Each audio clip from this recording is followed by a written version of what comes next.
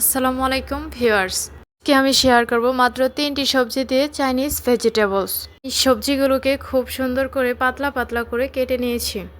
পেঁপে, গাজর ও বরবটি। বাকি উপকরণগুলো রান্না করতে করতে বলে দেব। আমার বাসায় কর্নফ্লাওয়ার ছিল না, জন্য অল্প একটু ময়দা আমি পানির সাথে অ্যাড করে নিয়েছি। এটা সবজিতে দিব।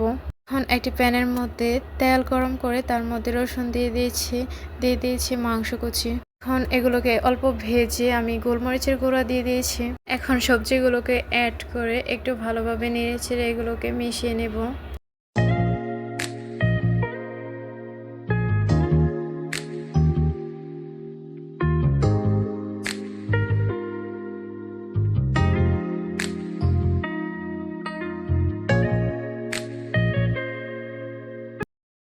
এখন আমি ফালি করে রাখা পেঁয়াজগুলো অ্যাড করে দেব।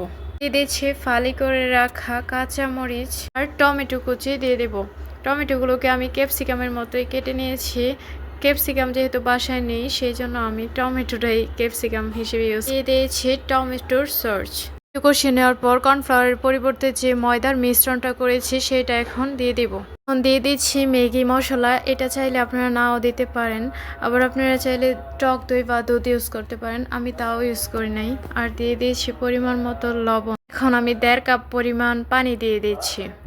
সবজিটাকে 7 মিনিটের মতো কুক করেছিলাম। বেশি কুক করলে আবার এটার ভালো লাগবে না। দেখতে পাচ্ছেন যে চাইনিজ ভেজিটেবল, তারপরও এটার কালারটা লালচে হয়েছে। আমি দুধ বা টক দই ইউজ করি নাই, আর সাথে ম্যাগি মশলা অ্যাড করেছি, সেই জন্য আমার এটা লালচে দেখাচ্ছে। আপনারা যখন ম্যাগি মশলা ছাড়া রান্না করবেন তখন এটা সাদা থাকবে, বা যখন টক দইটা ইউজ করবেন। দেখতেই পাচ্ছেন আমার কুক করা ভেজিটেবলস।